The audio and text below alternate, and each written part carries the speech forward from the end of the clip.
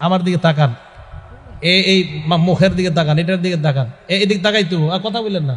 এই দেখেন, এবার এটার দিকে তাকান, এক ফোঁটা পানি পড়বে দেখেন।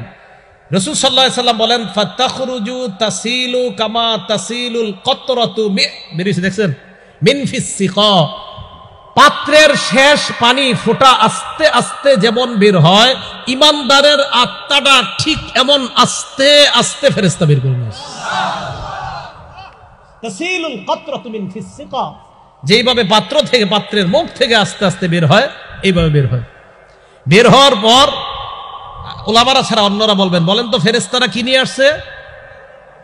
কাফনের কাপড়, জান্নাতের কাফনের কাপড়। মালাকুল মাউত যখন তার আত্মাটা নেয়, ফাআখাযাহা, আত্মাটা মালাকুল মাউত নেয়। নেওয়ার পর সামনে যারা বসা, লাম ইয়াদাউহা ফি ইয়াদিহি তরফাত আইন, চোখের পলক পরিমাণও তার কাছে আত্মাটা রাখতে দেয় না। সামনে যারা বসা, কেন? আমরা খুব আগ্রহ নিয়ে আসছি, আপনি এতক্ষণ রাখা দরকার নেই, আপনি তো বের করছেন, তাড়াতাড়ি আমাদের এই জান্নাতের কাফনের কাপড়ের মধ্যে দিয়ে দিন। ইমানদারের আত্মা। তাহলে বোঝা গেল জান্নাতের কাফনের কাপড় নিয়ে আসি ইমানদারের আত্মা নেওয়ার জন্য, আর আমরা কাফনের কাপড় আনি ইমানদারের লাশ দাফন করার জন্য। দেহটা মনে থাকবে না? দেহ দাফন করার জন্য আমরা কিনি দুনিয়ার কাপড়, আর ইমানদারের আত্মা নেওয়ার জন্য আল্লাহ ফেরেশতাদের মাধ্যমে জান্নাতের কাফনের কাপড় পাঠাইতেছে। ফেরেশতারা ওই আত্মাটা কাফনের কাপড় দিয়ে পেঁচায়, পেঁচানোর পর সুগন্ধি লাগায়, সুগন্ধি লাগায়। আত্মাটা পেঁচানোর পর ফায়াসাদুনা বিহা ইলাস সামা,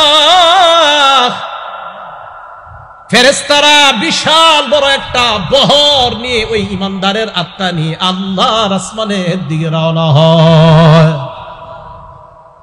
সামনে যারা ফেরেশতা, তারা যখন ওই ফেরেশতাদের দিকে তাকায়, তাকায় বলে মা হাযার রূহুত তাইয়্যিব, এই পবিত্র আত্মা নিয়ে কোথায় যাও? কার আত্মা? কয় ফুলান ইবনু ফুলান, ওটা অমুকের সন্তান, অমুকের আত্মা। আমার আপনার নামটা যেন আল্লাহ ইমানদার অবস্থায় বলে, বিআসমাইহিল্লাতী কানু ইউসাম্মুনাহু বিহা ফিদ দুনিয়া, কয় তার সুন্দর নামটা বলবে, যে সুন্দর নামে দুনিয়াতে মানুষ তাকে ডাকতো, তাই নাম রাখতেও বড় সতর্কতা। ওই সুন্দর নামটাই বলবে, যেটা আব্দুর রহমানের ছেলে আব্দুল্লাহর আত্মা নিয়ে আল্লাহর কাছে রওনা করছে। এখন ঘটনা আরেকটা ঘটে যায়, কি? নবীজি বলেন ইয়াখরুজু কাআতিয়াবি নাফহাতি মিসকিন ওয়াজিদাত আলাল আরদ, তার আত্মা থেকে এমন সুগন্ধ বের হয়, পুরা পৃথিবীর ফেরেশতাদের নাকে এই সুগন্ধি পৌঁছে যায়। ইমানদারের আত্মা প্রথম আসমানের কাছে যখন যায়, ফাস্তাফতিহুনা, অনুমতি চায়, দরজা খুলেন আসমানের। আসমানের দরজা খুলছে, খোলার পর প্রথম আসমানের যে ফেরেশতা হাদিসের মধ্যে আসছে, ফায়ুশাইয়ুহু মিন কুল্লি সামাইন মুকাররিবুহা ইলা সামাইল্লাতী তালিহা, প্রত্যেক আসমানের ফেরেশতা যাদের সামনে দিয়ে ইমানদারের আত্মাটা নিয়ে যায়, ওই ফেরেশতারা তাকে স্বাগত জানাইতে জানাইতে পরের আসমানে পাঠায়া দেয়। এইভাবে যাইতে যাইতে ইলা সামাই সাবিআ, সাত আসমানের উপর যখন আত্মা চলে যায়, আল্লাহ পাক রব্বুল আলামিন ডাক দিয়ে বলে উকতুবু কিতাব আব্দি ফি ইল্লিয়িন, আমার বান্দার আমলনামা ইল্লিয়িন, জগৎ আছে একটা, এই জগতের মধ্যে তোমরা লিপিবদ্ধ করে দাও।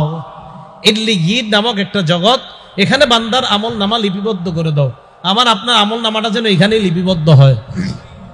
আল্লাহ বলেন এক কাজ করো, আইদুহা ইলাল আরদ, আত্মা নিয়ে আবার যাও, জমিনে যাও। আল্লাহ কোথায়? কবরে যাও। ফাতুআদু রূহুহু ফি জাসাদিহি, তার শরীরের মধ্যে তার আত্মাটা ফিরিয়ে দেওয়া হয়।